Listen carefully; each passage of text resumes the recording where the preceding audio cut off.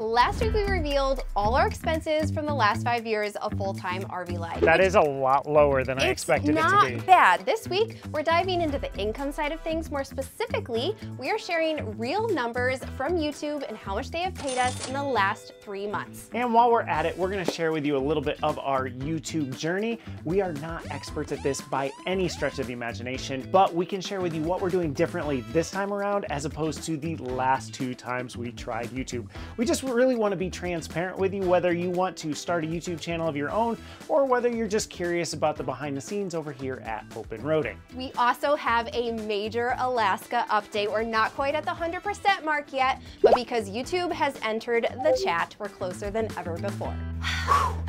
This feels strangely familiar. Hi, I'm Joseph. Hang on, I was patting my head. No one is here.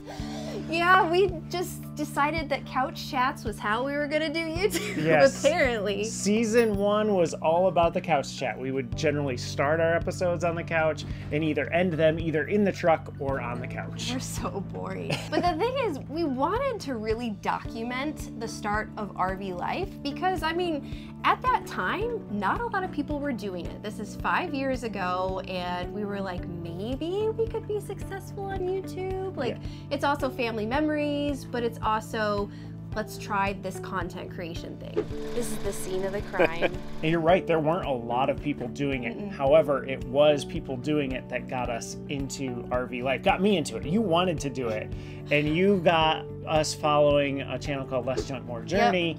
And we would start watching them, and that's when I realized, you know, this is something that we could possibly do. My preconceived notions of what full-time RV life kind of went out the window the more I watched that YouTube channel. Because they weren't hippies. Yeah. So in our first YouTube attempt, we got about 20 videos done, completed, shipped, published, all of that. And we did not keep a schedule. If I remember right, like they were getting posted on random days. We didn't have a set like posting on Saturday. Sometimes there would be like a month between. Yeah. We were just really burning out, and I think part of it was because it was our first year of travel. We were still getting used to things. I mean, the first few months in the RV, I was like crying because I wasn't sure we made the right decision. And we were traveling every about 5 days. Do you know where we're going? Because I have no clue. We would move about every 5 days because our black tank would last about 5 days back then. And so we would just be like, well, we need to go dump the black tank, so we might as well move new locations. And that was just unsustainable for us. Yeah, so much FOMO because we had been planning on, this was just going to be probably a year. Like if we liked it, do it longer, but at least committing to a year. So we tried to see as much as we could. And then we threw in the element of trying to document all of that through YouTube. So, we burned out. we burned out at Glacier, correct? We had our last video was in Upper Michigan, correct, actually. But I have unreleased footage from Glacier. Like, because we went to Glacier, Calgary. I specifically remember we hiked the Highline Trail in Glacier. Oh yeah, we got in a fight. And we got in a fight. So, you ready? Psych. Do you want to not do a video today? And it was just kind of the culmination of all the stress of everything just piled on, and we realized, okay, we need to take a step back from something. So we took a step back from YouTube. We kind of tried to bring it back in Upper Michigan, but ultimately we were like, you know what, let's just get our travel wheels under us. So that was pretty much our first attempt at YouTube, and we only had maybe 100 views per video, so it's not like we had anything to keep us going. It was a YouTube fail. Fail! Now 2 years later, in the winter of 2022, we decide, hey, you want to start this YouTube thing again? But it was after we had paused travel for our first time ever. I took a job working at FedEx in Phoenix, and it was kind of our first taste of realizing that our finances were really struggling. Kalyn's business had started to take a dip. It was like the initial, And so we looked at YouTube as potentially, now we were looking at it and say, well, we want to work from the road. Maybe we can make income off this YouTube channel. After 6 months wintering in Phoenix. Yes. We're finally out of here. So we started off with our West Coast journey, trying to hit as many national parks as possible. Which can I break in here? When you're struggling financially, doing that was so dumb. Doing a West Coast trip through the states that have the highest gas prices ever, not the brightest decision we've made. Stupid. And then we got to video 19. 19. And then we just like fizzled out again. So hang on. Season number 1 was 20 videos. Season number 2 is 19 videos. What video are we on? We're filming 18. Number 18. In season 2, we did a much better job. We kept a consistent schedule. For the most part, we did toward the end start to trail off a little bit, but we were still struggling to get those views. We would struggle to see 200 views in a week, and we were struggling to see eye to eye on style a little bit, and we obviously knew we were doing something wrong because those views weren't coming, the community wasn't coming, the comments weren't coming. So we really got discouraged, and ultimately, it fizzled out. You have been weighed, you have been measured, and you have been found wanting.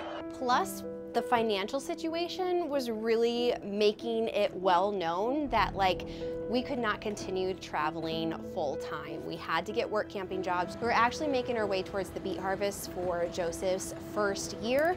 And then Joseph also got a job in Florida where we wintered for that season. And then we also went to Michigan next summer because Joseph was working at a campground there. So it was like all work camping all the time just to try to get our bank accounts back up. Well, we're broke. That's no good. So that brings us to last summer when Joseph was working at Mackinac Mill Creek Campground, and we know we wanted to like try YouTube again, but we were also feeling really gun shy because we didn't want to get our hearts broken. Well, not only that, but you feel like you get a reputation. You start YouTube and flame out, start YouTube and flame out, and even we're joking about it now. This is video 18. Hopefully we don't flame out. Place your bets now.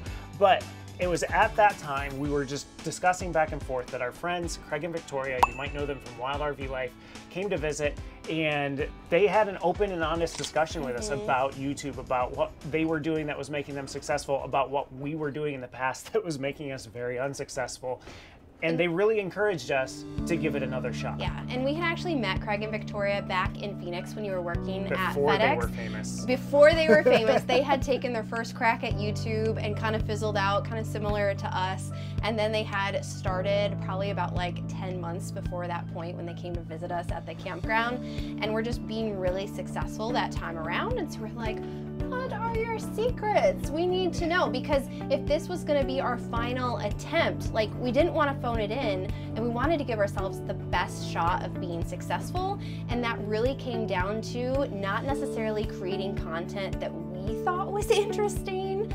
It was more about like our story and daily vlogs and a different kind of style of editing we had, or filming and editing, that we had ever tried before. But honestly, the best piece of advice that I got from Craig was he looked at me and he's like, Joe, you've got to treat this as a full-time job. And you know, I hadn't treated YouTube as a full-time job before that. I'd worked at it and whatnot, but you just got to treat it as a full-time job, even if you're not getting paid for it.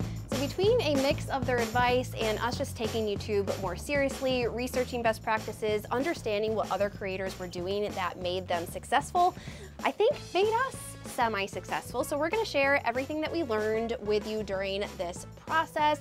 Listen at your own risk, because we're not experts. We haven't made it yet, but what we're doing is much better than the first 2 times around. So the primary difference between the third time around and the first 2 time arounds was our style, for sure. And content, yeah. We were doing very much location-based videos. This is supposed to be like the half dome hike you can do that's not actually half dome. Which some YouTubers do really well. We were taking people like along an entire 15-mile hike, thinking that that would be interesting. That was all our video was just these hikes and trips. Visiting places. Was nothing about daily life. Yeah. But we also changed the way we shoot things, because we now shoot a lot less than we used to. In fact, hang on one second. These are our first 2 seasons. That is like of YouTube. Mostly B-roll too. Which, if you're not familiar with videography terms, B-roll is like secondary footage where we're not talking in it. This is somewhere close to 15 terabytes of video. It was a lot of stuff. Actually, one of the things that made editing those videos so hard is we had so much. And we were doing long montages with this B-roll that just were not keeping interesting. Not keeping people's attention at all. And that is something that we've really learned nowadays. I mean, attention is currency. And so we have to make sure that we are doing snappy segments. We are editing to music really well. Even keeping the music short. We only have we never play a full track of music. And we probably use like 20 music clips per video. Yeah. Whereas last time we would use well, the videos were only 8 minutes long, but that's we would true. use... Like they were they were the most boring 8 minutes of your life. And we talk about how dumb our thumbnails were the first 2 times around. Like 14 miles to pizza. Don't tell Mom. What were like these thumbnails told people nothing of what they were gonna get in the video. There's They are probably, I would say, even more important than your content, because if people do not click your videos, they're not gonna see anything. Yeah. So Kalyn tries really hard now to tell people exactly what they're gonna see right in the thumbnail. The thumbnail says if we're having a 70-mile-an-hour winds, it's gonna say right on the thumbnail 70-mile-an-hour winds. But done in a compelling way, and we're not talking about like clickbait where you think you're going to watch something and they just bait and switch and don't even show you what they're talking about or what they promised in the thumbnail. But you still, because it needs to capture people's attention, you have to be really compelling in what story you're telling with the thumbnail. Speaking of bait and switch, in this thumbnail, I'm pretty sure we're telling people that we are telling you our YouTube numbers, like how much money we've made. So let's not bait and switch. Let's tell people how much we've made on YouTube. We're not doing that yet. Oh. Dang it! I thought that was such a good transition. That was such a good transition, but okay. But we're doing that at the end, so you gotta keep watching. My bad. I make all the thumbnails in Canva. I find that the easiest graphic design program to use. You can get an account for free, and then I would say like taking pictures of yourself and cutting them out and putting them on the thumbnail is really going to help people click through, especially if you can show some kind of emotion on your face. And I know Canva makes that really easy too to cut people out, correct? Yeah, it's an easy background remover, and I know maybe people are sick of the whole like, or what is that? Like, but yeah, people click on it, so. Joseph is going to get our gear out that we used for the first 2 times and just show you everything because it's a lot. But I want to say a quick note about SEO and video SEO, which is search engine optimization. So that is how people can find your videos on YouTube. Now, I think it's important, but I don't think it's as important as some people make it out to be, because when we look at how people find our videos, it's usually more because of the clicks or the watch time or the amount of subscribers that video is getting that YouTube will push it out. Some people do find us via SEO, so I do think it is relevant to try to pick the right keywords for your video, and I actually use a program called Key Search. It has a YouTube research option where you can look up different keywords to put on your video, and it will show you the competition, the amount of volume that you maybe can expect from that keyword, and I just find it a really useful tool, because at the end of the day, you really want to do all the best practices to make sure that your video can be found. When we sold our house, one of the things we bought, besides the RV, besides the truck, besides the upgrades to the RV, is we bought a whole bunch of video equipment. We bought a Sony Handycam, we bought 3 GoPros, we bought a GoPro Max, and then eventually we also got an Insta360. And it was actually part of the problem, because we were having to learn the equipment while we were filming and while we were learning how to RV, and it honestly was part of the reason that we burned out the first time around, and even I think the second time around, because every filming day became an absolute chore. We had to make sure all our batteries were charged. We had to make sure all our cards were formatted and ready to go. When we started this third time around, this was all we used. My phone, Kalyn's phone, that was it. And that simplicity, I think, was one of the things that made this attempt for us successful, because we were just able to grab our phones, we had our cameras with us wherever we went, and we could just shoot some clips and then transfer those clips over to the computer. Now, we have started to build our equipment out one piece at a time, but I think that's vital because it allows us to learn that piece of equipment. We bought a tripod, and I will link to this on Amazon because this is much better than the first tripod we were using. It's a lot stronger and it can go really high. It can also like flip around, whether you want horizontal or vertical footage. It's also really handy just to be able to hold it out and have it be stable. Our next purchase we made around video number 15, and that was these DJI mics. And they have been an absolute game changer. We love them so much. They work so well in specifically 2 different settings. Number one, if it's windy outside, they cut that wind noise down so much.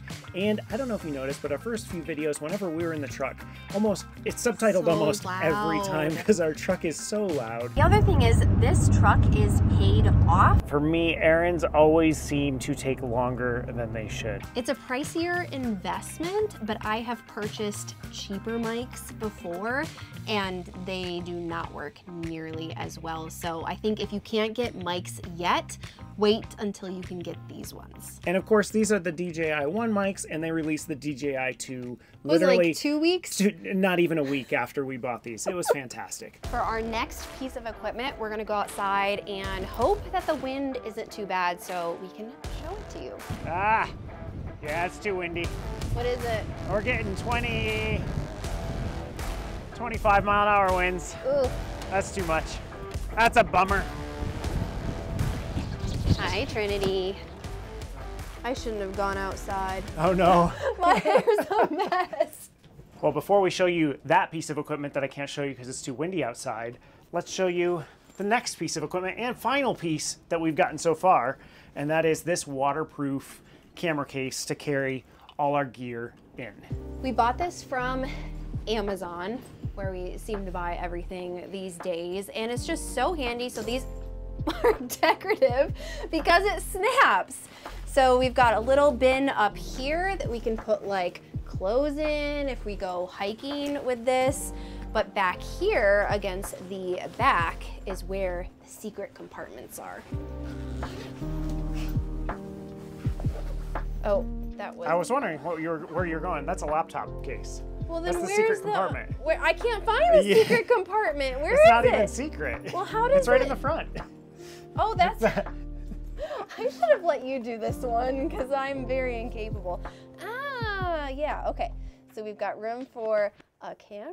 Yeah, we have a piece of equipment that we haven't bought yet that's going to go right there. Do you want to reveal the other piece?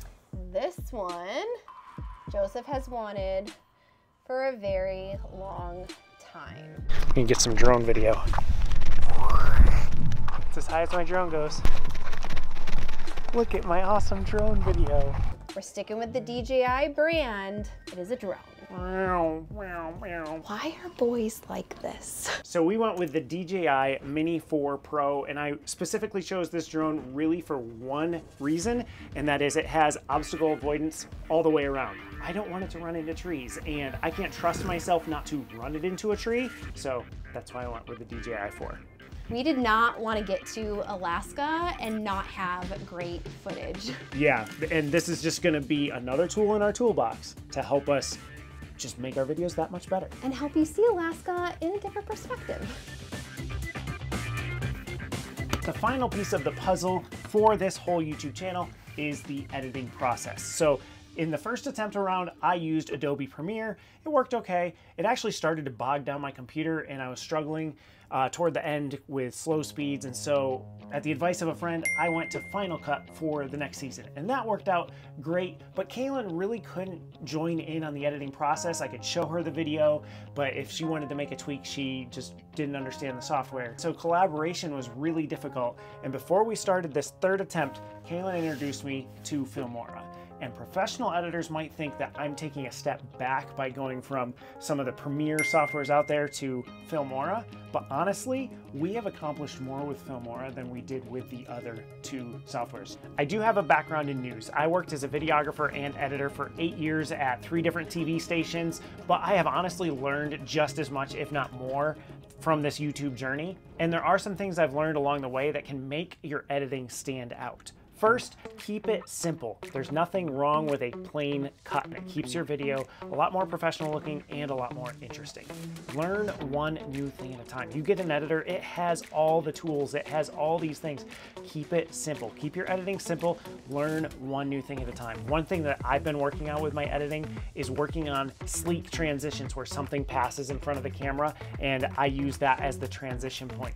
It's something that I'm doing. I'm not doing it all the time. It's the next thing I'm learning. Once I master that, I'll learn how to do something else. But just learn one thing at a time. It keeps it so much easier for you. My last tip, honestly, it's all about the story. You got to make sure you're taking viewers from point A to point B and keeping it interesting in between. And a lot of times that means cutting a lot of things, leaving on the floor because it wasn't interesting, it wasn't exciting, and it's not helping viewers get from point A to point B. Now for the information that you have been waiting so patiently for. How much are we actually making on YouTube? So the third attempt, we released our first video back on YouTube in last October, and it went a little mini viral, but it wasn't enough to get us to the monetization mark. So if you're not familiar with YouTube monetization, to be in the program, you have to have 1,000 subscribers and 4,000 watch hours. But by the second video, we actually reached that mark. However, all the videos after that were about 1,000 to 2,000 views a video. So in November of last year, we made $170.39. In December, we made $231.95. And then we had that big viral video of the gate guarding, which probably most of you are here because of that. We got over 5,000 new subscribers from that video, but things did calm down a little bit after that, but we did end January with $2,037.02. So that is a total from watch page ads on YouTube of $2,439.36, which is just so exciting because it's a whole new revenue stream, and we are really excited for the trajectory of our channel. I do want to say that if you're watching this video and you're like, maybe I should start a YouTube channel, that looks like really easy money.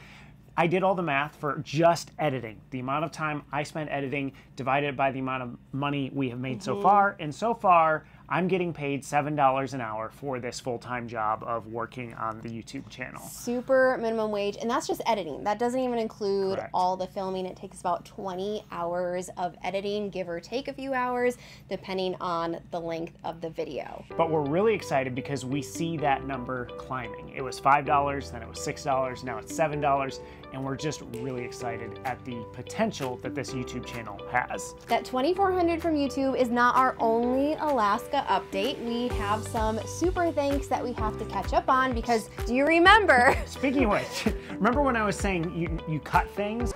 And a lot of times that means cutting a lot of things, leaving on the floor. Apparently 2-3 videos ago, the one that I had my birthday in, I cut a section where we said thank you to people. And I didn't even notice it. My goodness, we didn't realize it till like halfway through that week. We're like, we cut that section. We remember filming it, and sure enough, it was there. So we're just gonna say thank you right here to all the people from that time forward that have so generously given, whether it be to Trinity or to help support the channel. Just thank you so much. We're gonna throw your names up here on the screen. And the total of that is $592. But that's not all. We had another paycheck come in for our current gate guarding job, and we're taking $2,500 of that and putting it in the Alaska Fund. Wow. We told you we had a major update. So that brings us up Hang on, last time we gave you an update, we were at 50%, $7,500 of our goal. Now we're at $12,992. It's getting real. Alaska's happening. That's just over $2,000 away. Oh my goodness. Wow. We're taking you to Alaska! Although I don't know that we can say that yet. We still have got some more money to put into it. Remember, we are not experts at this, but I hope you were able to take something away from it, whether you were just curious at the behind the scenes of open roading or if you're getting ready to start your own YouTube channel. We are going to be doing a question and answer episode in the very near future, and it's not just YouTube related. You can drop your YouTube questions, you can drop your open roading questions, your Joe questions, your Kalyn questions, you name it. You just drop the question in the comment box and we will see if we can cover as many of those as possible in an upcoming episode. And we are not sure if we're going to be at the same location. That's right. By the time we see you in the next videos. So we were told that this spot was going to be done when they were out of telephone poles. Well, there's only 2 telephone poles left. 2 left, not a lot of their equipment. We were really hoping to stick it out here till March 1st, and I don't know that that is going to happen. It seems that they may have another location for us to go to just to try to finish out that month, get the next paycheck, reach our Alaska fund. So please hit that subscribe button, hit the thumbs up, but you definitely want to subscribe because you want to know what happens to us next. Thanks so much for watching, guys, and we'll see you in the next video. We can get some drone video. Look at my awesome drone video.